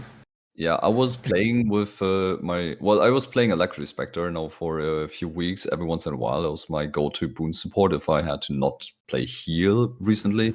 Right. And but I just like rechecked the whole tether thing yesterday, and if you don't tether to a player and you go into Shroud, it apparently tethers you to a random person nearby. Yes. And so you don't really have to click on a person and tether yourself to them if everyone is stacked. But then I figured, okay. Yeah, but the issue is that like a lot of your abilities, like support abilities, are also allied target, right? Like your Siphon is allied target, like your Scepter skills are also allied target. Like the tether, sure, yeah, and I really like that now you have that overflow style effect on a lot of your skills and so on that will overflow to allies nearby. But a lot of the kit, especially if you kind of want to go. If you want to start sweating a little bit and going a bit, and really maximizing the effectiveness, there's no way around it. Like you're going to be doing this kind of weird thing where you're clicking on people, right? Which is very strange in Guild Wars 2. That's a WoW thing, right? Or a Final Fantasy thing where you have this like, oh, I'm going to heal you, I'm going to click on you, then I'm going to use my ability, right? In Guild Wars 2, you do not do that. That is just not how any other build in the game works, which is not necessarily bad, but it is very strange. Funnily enough, this is actually the reason why it will work in a game like WoW is because you can customize your UI, right? So, for example, if you're a healer, you can actually have a full customized healer UI so that gameplay is enabled. In Guild Wars 2, you mouse over macros as well, absolutely. All this kind of stuff. Whereas in Guild Wars 2, the actions are very high. You have to do a lot of actions to use those skills effectively. And also the UI is on the left, right? So you either have to click on a player in the game, clicking on them in the UI is really cumbersome because it's all the way to the left of your screen, right? And you have to have that really long mouse movement over there, which is really not where you want to be. Yeah, I think like really a focus target would be nice. So someone you can choose before the fight. So there could be a tank, for example, because they usually stay where they are. and it just pops up in the middle of your screen, like slightly above the health or something, right? Just like very easy to reach. You don't have to go like crazy with your mouse. That would be really, that would be something at least. Yeah, for sure. I'm The surprised we other don't have a thing, focus target the already. other problem I saw was, so your alacrity will be a shroud, which is nice because a lot of other boons and other classes are also connected to the shroud. So it's somewhat of consistency there. But if you tether yourself to someone and you go into shroud, you want to start doing alacrity, and this person moves out of the group to do mechanics, your alacrity will be somewhere else. And Because it's around the players have person to you do tether mechanics. to. Yes, exactly. And you have to leave the shroud apparently to change that. But then your life force goes down if you trade that, right? And turns into barrier. I think a lot of the issues here, and I think players have expressed concerns with this with Herald and with Scrapper as well.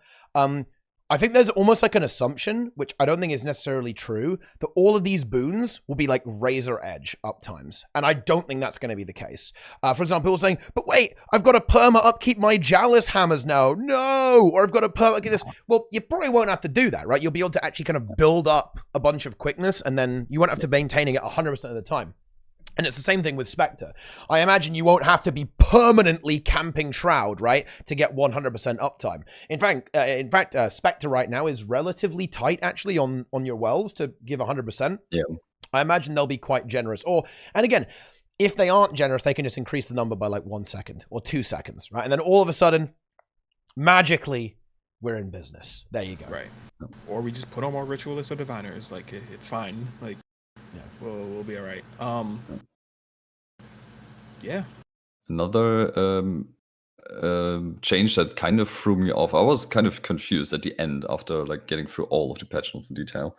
Willbender is still kind of forgotten with just the fact they have to attack things to produce boons. So that's unfortunate. Let's just say that. On Chrono, they moved the boons to the phantasms. So you summon phantasms, and then you produce your electrical quickness there. Is it on the you phantasm have to summon? Well, yeah, you have to summon them onto a target. Okay. Yeah. Right? But that basically brings the same issue there. If you don't have something the big issue with all of these builds is that you have to have a target to apply boons. This is something ArenaNet kind of need to make a decision here, to be honest. They either need to make every build work that way or no build work that way. Because any build that works that way is going to be massively less popular than a build that doesn't. Simply because of the usability, right? It is far more usable, and it's a really big advantage to be able to apply your boons anytime, right? Okay? Those two design philosophies really struggle to coexist, and it's just not gonna gel super well. They need to pick one there, because otherwise these builds are always gonna just feel a little bit weird and a little bit odd, right? With the way they actually play out, it's very, very strange. It's less of a problem with quickness, I think, because you can, as soon as you attack, you kind of don't need quickness unless you're attacking, right? Because ish, right? But with alacrity, it's in a downtime, exactly. Really need alacrity uptime, yeah. Alacrity Blade Sworn, I think, is going to work the same way, right? Because it's Dragon Slash connects. Yeah, well, I think it's actually when you use it. I'm not sure you need to connect it, actually. So, that's a good point, John. Yeah, but Berserker does, for example. You have to actually strike a target with it. Yeah. So when I read Chrono or like Mesmer changes, I thought like, oh no, they're doing this again, because after like all the Wilderness complained, I thought that would not happen. But then on Deadeye, Aina did in 180, right? You just steal out of the air, you just grab it out of the air and use it, and you have your quickness, target or not. So I wish they would do this for Willbender at least. And I don't know how they want to go about this for the phantasms, but just like at the end of a virtue movement skill, for example, like any of the three, a little alacrity or something. You can do this mid-fight while running from A to B. I don't know, Outlines Court, CM, puzzle is over, you're running a position, like you do your buffs already, pre-buff, get your team ready, or you just did this during the puzzle, and everyone is happy. I don't know what is speaking against this. I don't. Yeah, it's a tough one. And I mean, I know this is like the ultimate ArenaNet shill comment, but you know what? I'll take one for the team here. The game is a total mess. Guild Wars 2 is the definition of a clown fiesta, right? In terms of the design of the game, the balance of the game. We have 27 subclasses in this game, right? All of which, by the way, and this is actually a really big issue, they all inherit abilities from the core classes too. Like, for example, you can't make a Guardian spec that doesn't have Stand Your Ground, which, if you think about it, is actually brutal, right, from a balance perspective. Like, that is savage to try and deal with that, right? And every Elementalist spec, all of your utility skills are going to be shockingly questionable, right? So they've got to deal with that. They've got to eventually tune some of those skills up to make them more useful or redesign them, right? Like, oh man, if I was a balance dev, like CMC, that's why he's got to hydrate so much, right? Because your mind is going to melt trying to actually process all this stuff. Yeah. Oh. I hope this is the next stage in all of this, basically, because they moved the boons away from utilities now on a lot of builds. Right, just freed this complete up. It's an open space now they can work with, and they throw in maybe on the builds that they want to have a more of a support focus / option. Maybe 1 or 2 boons. Maybe don't go like too crazy, so we don't have like a similar situation again. And they can also play around with trades there as well. That further already support gameplay basically and add upon this, while also tweaking numbers, because some utility skills go, of course, for DPS, right? If you don't care for your boons and you just want to damage, numbers will go up, and well, they have to keep an eye on that, obviously. But yeah, it's a plain field there on a lot of specs where they can just let loose now and yeah. There's a lot of work to be done, and this is not going to be something that people want to hear, but I do think that the developers at ArenaNet are doing a good job of pushing the game in a good direction. However, I think even the best developers on the planet, like if CMC went God mode and just said, you know what, I am just going to not sleep for the next 5 years, I think he'd still be working on actually uncooking like all of the scuffed stuff in Guild Wars 2. Like, the game is massive. There are so many builds and the systems are so complicated. It will take so long, right, to actually make all of this stuff actually make some kind of sense. We've got a long journey ahead of us, gamers. We've got one hell of a journey ahead of us. Things will change. Yeah, I do not envy them. That's for sure. Yeah, it's gonna be fun, but I think we'll eventually get there. I'm really interested to see like the iteration on this particular patch and what's going to happen to all of the different builds after this, for sure. But yeah, it's interesting. And I guess like one final thing actually to kind of wrap up the stream, I think this is a big question. Do we think every profession needs to have a way to give quickness and alacrity? Is that necessary? Because I think that's a really good question. Does every class need to have an actual full well-rounded healer? And I think you actually have to have 2 hats on here. Hat number 1 is ideally, and secondly is pragmatically. Because in the ideal universe, right, I would say no, because I think builds, stuff like Heal Scourge, doesn't actually need boons to be valuable. I don't think that's necessary, right? In fact, I think Necromancer as a whole doesn't necessarily need to have boons to deliver value. However, then you've got to think about it from the pragmatic standpoint, right? Like, will people actually play it if it doesn't fit into these kind of cookie cutter roles? Let's be honest with ourselves. People really like their cookie cutter roles, right? Like, that is the way people play, right, the game. And also, before I open this up, I do want to point out to everyone listening, just remember that everyone answered yes to this previously, okay? Before this patch happened. So be careful what you wish for. That's true. But yeah, go ahead, guys. What do we think? So Yeah, short answer, no. Long answer, eh.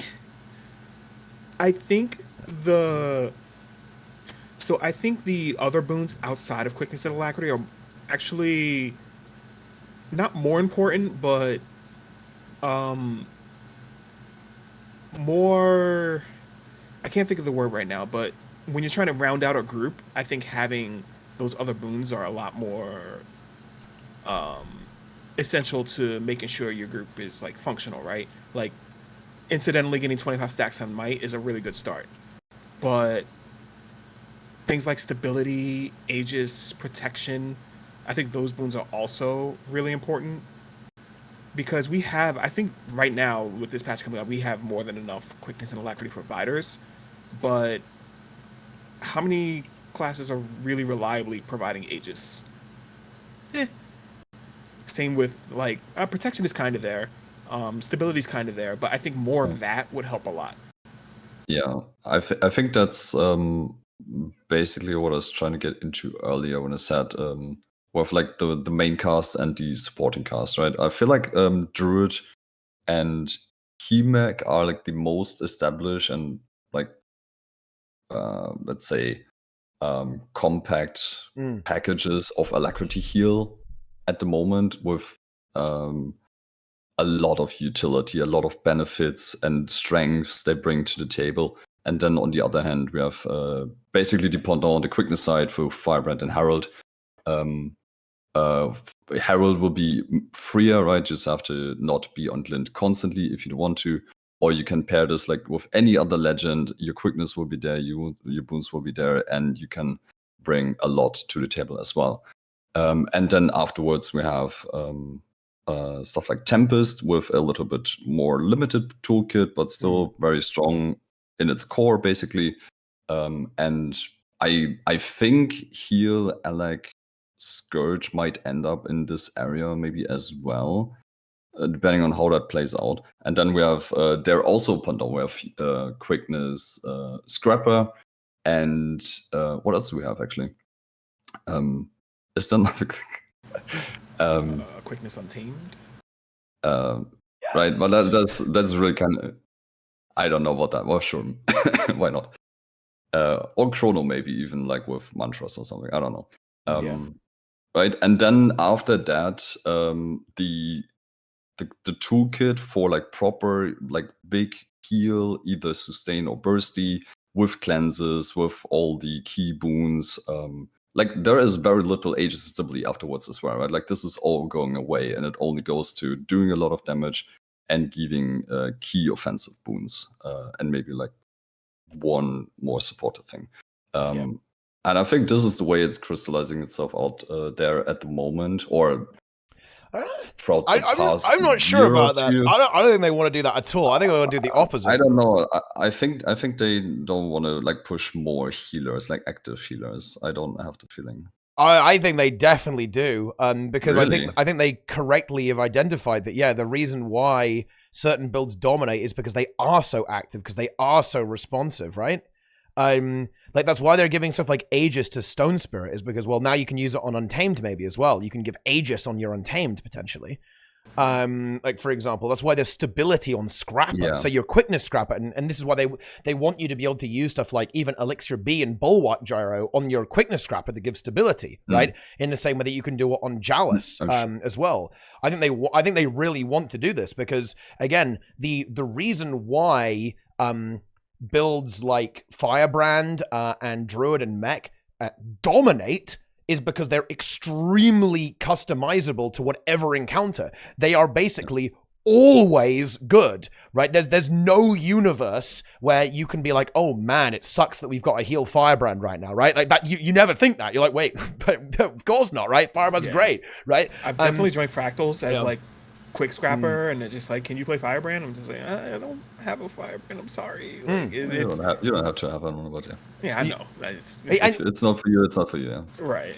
Yeah, and like this is why I think they are working to add stability to stuff like Druid and Tempest. I think that they're a bit stingy on that. Look, I just love this. This is so funny to me. Just daily reminder, guys, they gave like 1 stack of stability on a bunch of abilities on Druid and Tempest. Meanwhile, Guardian still has 5, okay? And the cooldown's 24 seconds now, by the way, okay? Right, at this, it's like, hey, you know, don't mind me. Right, you know, we're just having a fun time. But yeah, this is why I think they even bothered to add Aegis and stability to a lot of these other builds, right? Is because they do want to... Because they have correctly identified that one of the big issues is that the versatile builds are really strong, and they probably don't want to remove Aegis and stability from Guardian. Because to be frank, I'm just gonna go ahead and say this. This is gonna be a big take. Sorry, Guardian mains. Guardian kind of having stability and Aegis tied into its class identity. Absolute disaster, like nuclear wasteland for balancing a game because of how powerful. I think you actually mentioned this a while back, Lowry, right? You said Aegis is a mistake or it is a problem. Yup, it definitely is. Aegis is one of the most egregious buffs I've seen in the game, period. Yeah. Like, and the fact that Guardian has, it's just so readily accessible for them. It's just like, what? Yeah, like Aegis spam is still a thing. Like it's gross. Like you just get to ignore mechanics like routinely, and no other class gets routine access to it. Come on, like either we need to get rid of Aegis entirely, or more classes need access to it. Yeah.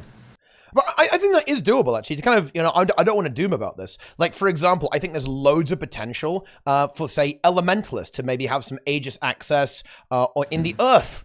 You know, the Earth trait line, right? And Barrier in the Earth trait line as well. I think there's definitely plenty of ways you could go about doing this. Like, for example, you know, on Revenant, maybe you could put some in Retribution, right? Or you could put it in, you know, like, you could put Barrier in Retribution, like AoE Barrier. There's like a lot of things you could do. However, I do think that one thing that needs to change is also a bit of an elephant in the room. You mentioned that some support builds are kind of like the perfect package. That is an issue. Because right now, some builds kind of can't be. I mentioned this in one of my tier lists, actually. The worst thing about Heal Herald and Heal Tempest right now is that they're well designed. And that's kind of a red flag, right? When it's a big downside that your build has good design and basically can't pick everything at the same time, that's an issue. And whereas builds like, Holes and Rolls, right? Whereas Mechanist kind of has everything all the time, and Firebrand does as well. You know, in my opinion, like you can pretty much do anything no matter what. That's an issue compared to something like Tempest that very much has to pick and choose, right? And Herald that very much has to pick and choose as of right now with what it's actually doing. Like that, that kind of like customization and decision making and trade-offs, that's a really healthy part of RPG design. And currently for certain specializations, that is not enabled.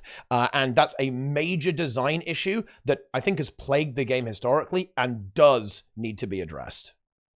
Agreed, 100%. Yeah. Yep.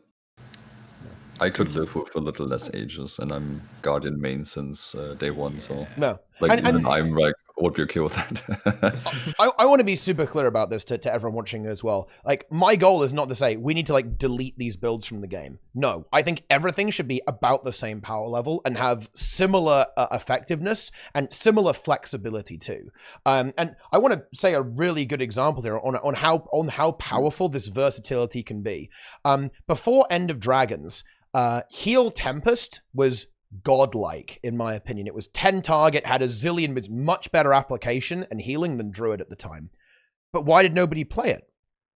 Nobody played it because Druid was just a little bit more versatile, actually quite a bit more versatile. It was more able to flex in a lot of encounters, right? And perform mechanics in certain encounters. So even though Tempest numerically was far more powerful and hard carried, I'd say significantly more, it was ultimately held back by design, right? Like, and a little bit of a lack of flexibility, a lack of ability to adapt to certain encounters. And yeah, hopefully that kind of contextualizes why I view this as a very major issue. Yeah. Someone in the chat said delete from game. I can remember it was like 2 weeks after, I think it was 2 weeks after End of Dragons release, when everyone started playing Here Mac and like playing around with it. It was the new hot shit. but like I remember my Discord just losing its mind because all the raids was unplayable for like 2 weeks because people were used to having stability and ages everywhere. And then some heal mech players reverted back to Fireband, heal, or Conley, right? And like the usual stuff that everyone's just used to, and everyone's just resting and trusting on these boons to be there from some source. So just removing from the game right away is not like that's not gonna do it. That's not great. Not a good approach. They have to bring a backup and an alternative in other places. But at the same time, well, no, I wouldn't say necessarily. I don't think like perma stability is very healthy, to be honest, or perma ages. No, of course not. Of course not. I think it's a very good idea, to be honest. No, that's true, but there can also not be none. There cannot be none, right? That's also not great. Yeah, so, I think they should be, pretty. They're very powerful effects. So, they should be very much the case. I think this is actually one of the major issues with Mechanist on release, actually, was that the F2 gave 30 seconds of stability. So you had a literal permanent stack of stab. That's one of the reasons why mech was so oppressive, is that you just had, if you have a heal mech, you have 1.5 stacks of stability up the entire time, right? In addition to everything else that it brought to the table. It was actually insane, right? To be honest, with how strong it was. I don't know why stability stacks in the first place. There was more Like, why does stability stack? It keeps you pumping. Well, that's an interesting one. Oh, I see. Yeah. That was an interesting one. Like, this is because the original iteration was, they changed stability a long time ago. Because the original iteration was even more busted. This is what it originally was. It was you just are immune to all CC while you have stability. So if you had 10 seconds of stability, if you got hit by 1,000 CCs, they would all fail, right? Like every single one of them would all fail. And as you can imagine, that was a little good. So they changed it to stacking in with the amount of stacks instead, to basically make it so that you can kind of pump through the stability as opposed to being completely helpless unless you're able to remove it or corrupt it in some way. I guess. Yeah. But I like the approach that Aina is doing there now. It's just introducing this more and more slowly but surely, getting people getting used to this, to the extended toolkit. It's also easier to just not go overboard right away, because that would also be very dangerous, of course. Replacing one powerhouse with another one. And I would like to see a world where I don't know, it's like weird to do, like a world with shared responsibilities, right? So not everyone does like all the OP buffs, right? Someone can bring the ages when it's like useful and maybe even required, and someone else provides the stability, and not one guy does all of it. Because if you have this on one person, nobody is gonna do defensy boon support utility, right? It's not gonna happen. And then we're back to everyone just pumps the damage cooldowns, and all the responsibility is on that one guy. Yeah, I mean, this is an interesting meme, in my opinion, because I agree that the design would be a lot more exciting if everyone kind of brought their own thing to the table. But the reason, I think the practicality there is a bit of an issue. And I think we're in this mess kind of because of practicality as well a bit, is that the more hybridy and less cookie cutter you make builds, essentially the game gets way harder, and building a group gets way harder for players to do. And that is something that a lot of users already have difficulty with. I think one of the biggest complaints players have, and I think it's a fair complaint as well, of course, is I find it hard to manage squads, and like you do this boon, you do that boon, you do this, you're doing that, right? All that kind of stuff. I think that's understandably quite complicated. I think the reason why we are seeing this direction of basically, right, your healer does that, your offensive support does that, your DPS are just kind of pumping the boss, they're doing their thing, right?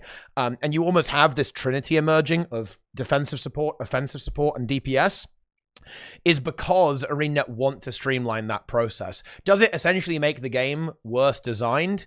Yes, But I think this is kind of the reality of game design, is that you have to make some compromises. Otherwise, players can't play your game. And funnily enough, I actually think that Guild Wars 2 is pretty much the perfect example of this historically, because the game started out as this very hybrid style, no Trinity game, with a very PvP-oriented combat system, PvP and Wolves-oriented combat system. And honestly, players couldn't make head nor tails of it, right? Which is certainly understandable, right? And ultimately, Heart of Thorns raids also released like this, with everything being pretty hybridy, right? They kind of tried to change it with Druid, but I mean, I don't know. That's a whole other mess. I understand why they're doing this, and I think that the goal of that is accessibility, right? Because if you do make your game too complicated and almost like too nuanced, the game is like borderline unplayable to anyone who doesn't want to seriously sink some hours into learning how it works. Agreed, for sure. No. Like, a newer player will look at all the mechanics and like how to build a group and stuff, and they'll just be turned off by it. Like, Yeah.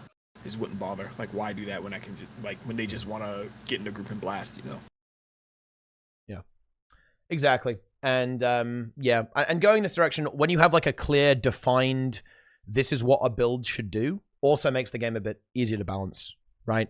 If you have like a template for, okay, you know, here at ArenaNet HQ, we've got our, you know, our whiteboard up, and we're about to create a new build. So, okay, we want it to be a healer, so it needs to do X, Y, and Z, right? That's what it's got to do.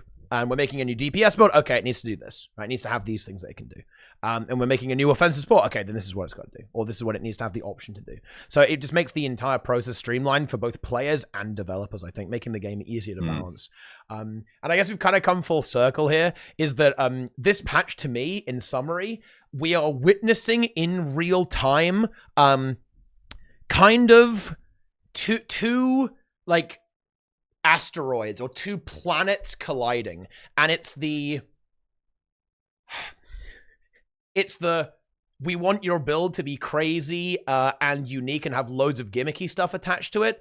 And then the other asteroid meteor is we want the game to be well balanced and have loads of class diversity, right? And there's this big push and pull happening here of these two worlds colliding that is very high friction, right? There's a great degree of friction between these two universes. And the sad thing is that if you do kind of want to have both, then it's going to be a compromise, right? You're going to have to sacrifice some of your uniqueness, basically, in order to essentially make the game a bit more balanced, right? Like, that is regrettably a bit of a necessary trade-off that's happening there. And I think what each player wants, and ultimately where the game goes, is a bit of a personal preference thing. Like, hey, maybe the community doesn't want this, and we want to go back to you know, having everything kind of like wild and wacky. But trade-off is your build might not be very good, right? You know, like, you know what I mean? It's like, what do you want, right? And I think this is a great time for everyone. Seriously, if you're watching this, you tell me, are you okay with your build being pretty not that good, but it has some like crazy stuff that it can do? Or do you want your build to actually be very competitive, like for best in slot, but it also is going to be a bit more streamlined, right? Like, which do you want? I don't think there's a right answer. I really think that you can easily make arguments for both, in my opinion. Especially if you factor in, we could also, well, actually, no. Do you know what I was going to say there? I was going to say, you know what, guys? I think we could culturally change in the community. I think we could actually recognize that if you adjust your composition a little bit, you can actually make some really crazy stuff work and actually be incredibly powerful. If you run but look, guys, we can't even convince people to run 2 offensive supports to play Heal Scourge, like the best, most broken build in the game. There is no shot we're going to get people to adjust any further than that. Like, yeah. So not a hope in hell. So I think that, yeah, that's right, guys. I'm flaming the community. And in a way, I kind of am. Like, in a certain sense, ArenaNet are between a rock and a hard place. Like, they can make really unique and cool stuff, but it doesn't mean that people are going to play them, right? We can't even convince the community that Scrapper is good. Yeah. Yeah. I think this is just people being stuck in like a habit or something now. Like, the way they approach encounters and the builds they have played for the longest time that just work. There is very little wiggle room for something else to establish now in the world we're in. If you want a bubble, you bring a Fireband or a Herald. right? And that's like what it is. You're not gonna make the Mesmer play feedback. The Mesmer will play with feedback on his own, maybe, which is great, right? But nobody's gonna do, hey, you guys, like nobody's gonna go, hey, your virtuoso players, feedback, please, let's go, right? And let's pop off. That's not happening. Yeah. And it's very similar when it comes to other utilities and kind of stuff. So people are very stuck in their like it's just these structures how like things are supposed to go right now, or like how everyone wants this to go when you head into fights.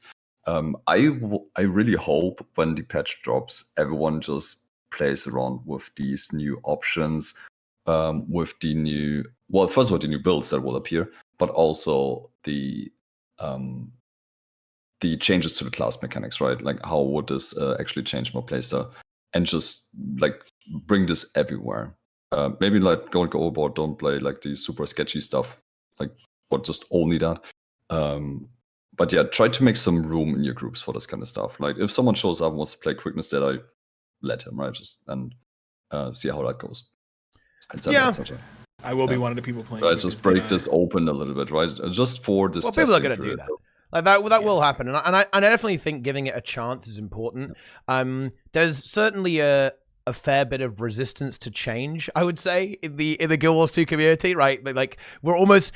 I think this is the other side of balance patches taking such a long time, is that everyone's used to their build being the same forever, right? So it's like, well, this is how it is. I never have to learn anything again. I never have to change my playstyle. It'll be here for the rest of time, right? Like, and like that is kind of a little bit of a weird meme. I think that sometimes change is necessary, and so things can feel very weird and not super good when you play them for the first time.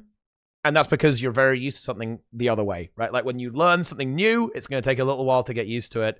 I don't think that's taken. You should take that into consideration. It's entirely possible that a gameplay change is complete trash. Bear that in mind, because I'm not saying that all change is good. I'm just saying that whenever something new comes around, it is going to feel a little bit weird. It is going to be a little bit odd. And giving it a fair shot and testing it and seeing how it works, seeing how the numbers work out, right? And if it's actually good, if it's actually fun to play, is really important. That is for sure. With that said, what classes are you two looking to give a shot? Because I'm gonna be working on Quickness Deadeye a bit, and I'm probably gonna check out Mirage. I'm gonna try out Scourge. I want to see the damage. To be honest, that is the one that I'm really curious, because I really hope it's not that bad. Because whenever I look at these, look at a patch, it's really hard to. It can be really difficult to gauge like how it's gonna play out. Right, like you might look at some changes and go, "Wow, this is absolute unplayable garbage," and then go in the game and go, "Oh, okay, it kind of works," right? And right now, I'm definitely looking at Scourge and going like, "Wow, this is kind of bad." Like I'm thinking like, "Oh, am I wrong? Maybe I'm wrong. Maybe it's still good." Yeah, I'm definitely interested in Spectre as well, right, to see how that's going to play out, for sure, and definitely Herald as well. But yeah. It's going to be interesting, and probably Druid like that. I think Druid might be absolutely insane. Like when the patch comes out, that could be really interesting. Like for the DPS build, and I think the support build also might have some kind of interesting things that it can do next patch. It could be very interesting. Yeah.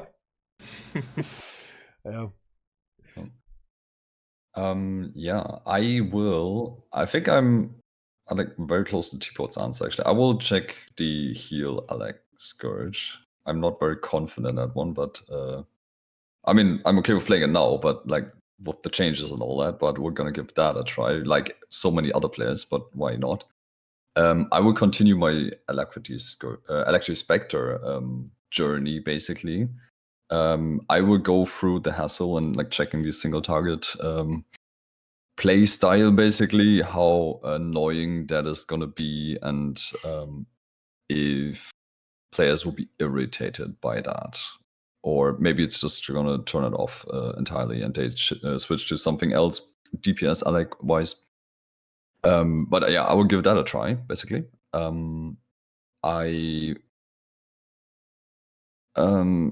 will play a little bit of Heal Herald, Druid would be very interesting. I'm always saying in my stream, I want to play more Druid. I should play more Druid. Then I don't really get to oftentimes. So I'll make some time for that. Yeah, I'm playing like Firebrand is. I'm Guardian main since day one of the game, right? I play this like all the time. It's the fallback solution for whenever things don't go forward. The healing is going up again. I'm trying for 2 years to figure out how much I can actually heal with that. It's insane, and I gave that up. It's over. It's just like some like insanely high number that nobody knows. It's what it is. Yeah, that's just kind of whatever. That will just happen on the side, I guess. Yeah, so Scourge, Spectre. And then everything comes after along the way on like weekly strikes, CM gaming, basically. Yeah, but more tests there. Yes. It's gonna be big. What are you gonna do, Larry? Scrapper? Is that a little guess there? Oh yeah. I'm going straight to my raid leader. I'm like, put me on Scrapper every encounter, every single one. I am so excited for Scrapper. Just like I love this class so much. Like it's just so cool. I am super excited for it, but I really do want to give Quickness Deadeye a shot. Just to like see how it plays like functionally. Like I still think it's gonna be a little like weird in terms of like positioning and stuff, but I think it'll be fine. Like I don't expect great things, but I'm glad that it exists. Outside of that, yeah, I'll give Mirage a shot just to see how it looks. And Druid as well. I think we're all gonna be messing with Druid a bit. And yeah, it's gonna be content.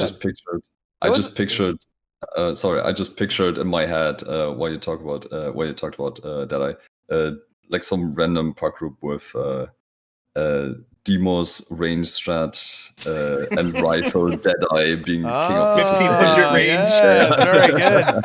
Yeah, only thieves. Just nothing but thieves. Yeah. All Deadeye max range Dragon's End. Yeah, honestly, I think the chat is really right here. You know, I Druid could actually be like the new Firebrand and Scourge.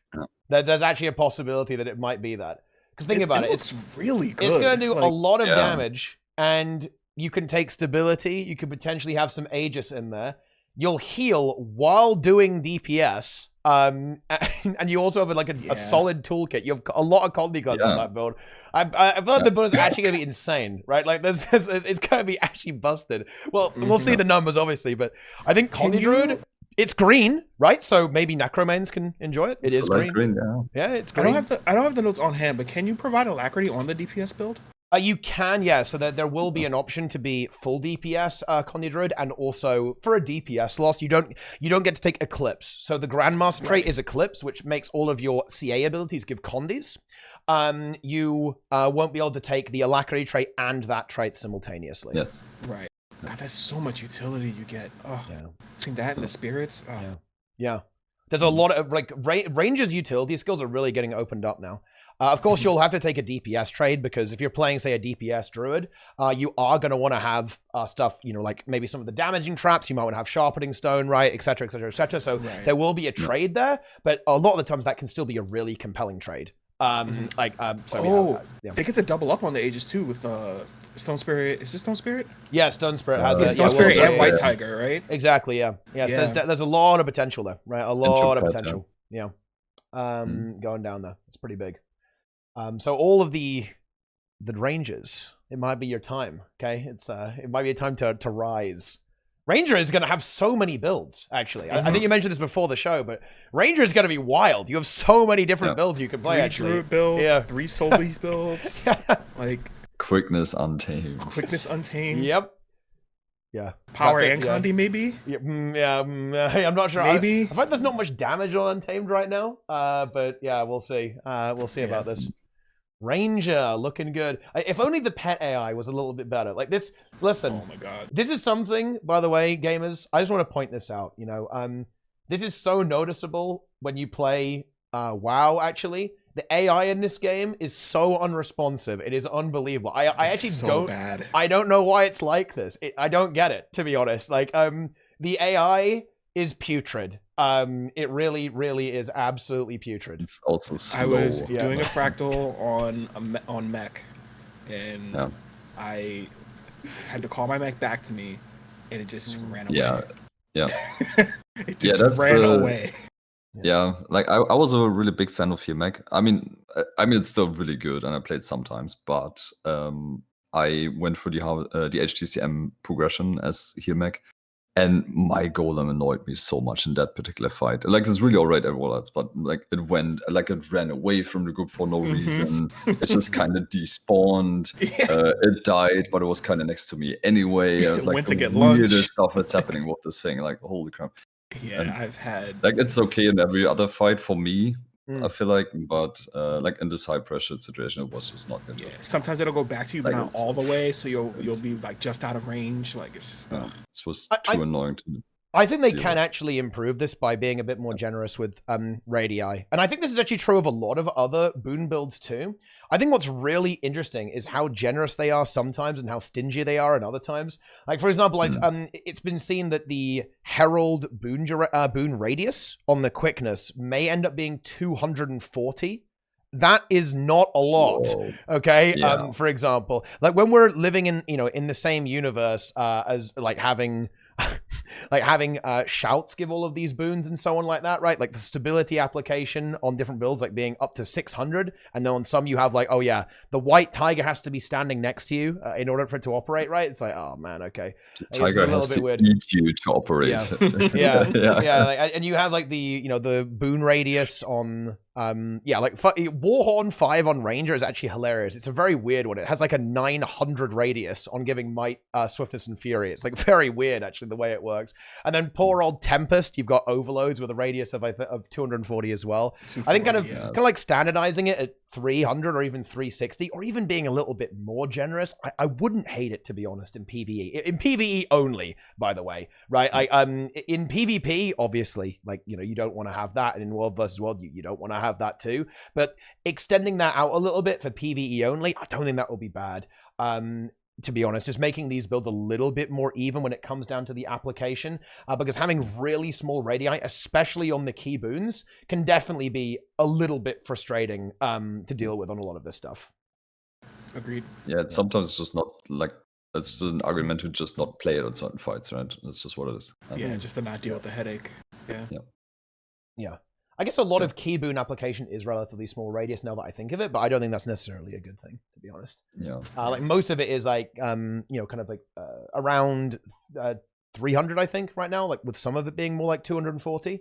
But yeah, like we can maybe extend it out a little bit, especially if you're dealing with AI, right? Like the one thing I want to say, like, running after gamers to give them boons is not engaging gameplay. Agreed. Yeah. Not if you have to do this like all the time. Nobody wants to do that.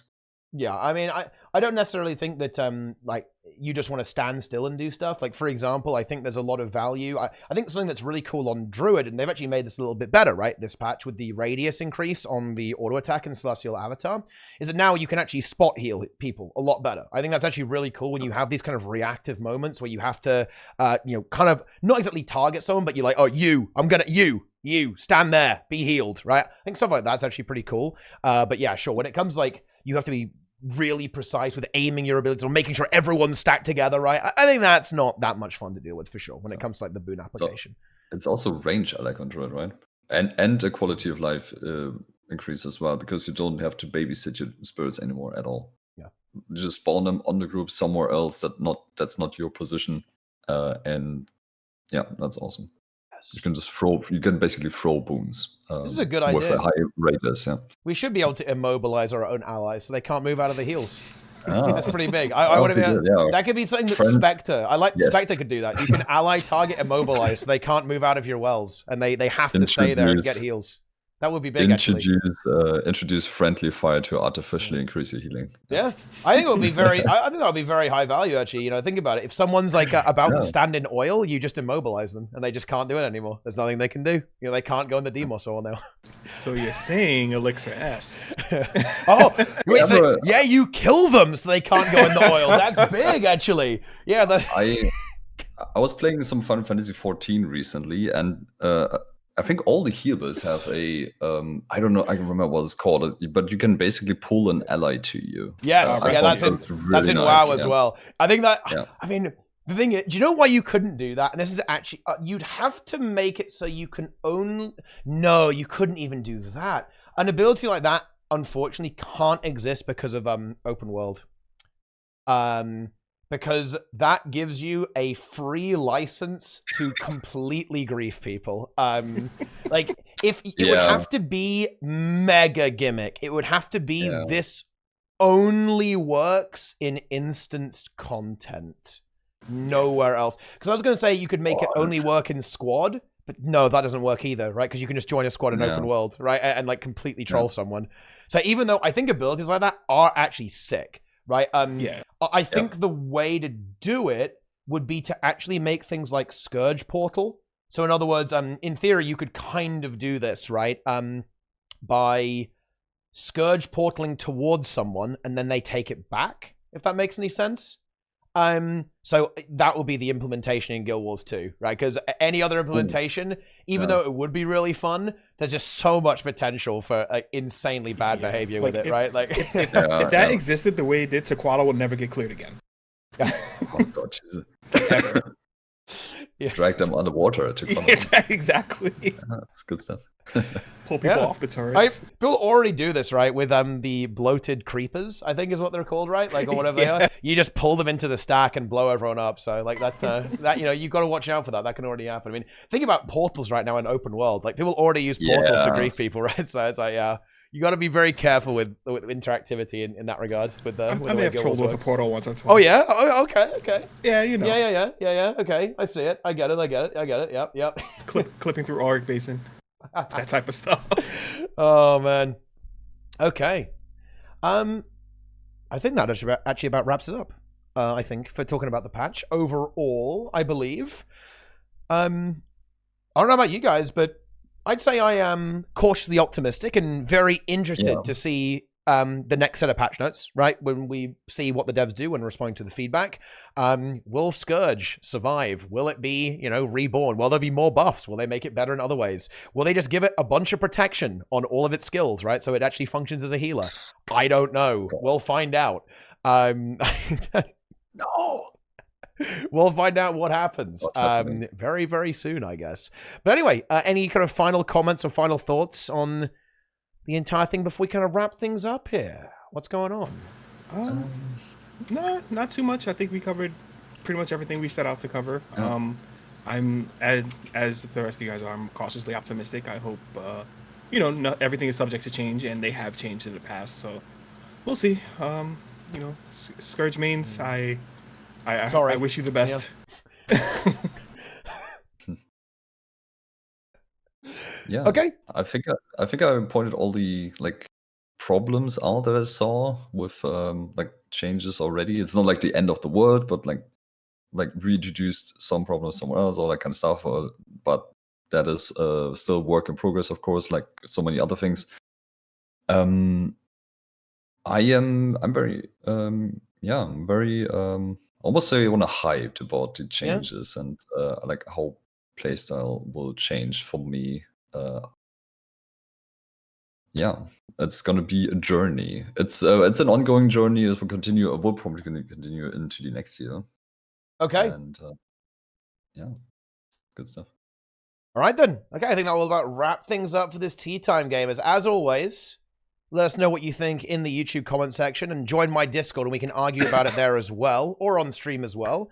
So make sure to follow, like, and subscribe, all that kind of stuff, and leave us your comments and join the discussion. Like the devs are listening, right? I know that it's easy to, to kind of villainize the devs as these mustachioed, twirling, insane lunatics who just want to ruin your favorite build. But they are listening. They want to see your feedback. So get on the Reddit, get on the forums, right? Talk about it in game, talk about it all over the place. And yeah, this is a really great time to provide some feedback. Tell us, tell the devs what we do like, what we don't like, what we think could be better, maybe how we go about doing things, right?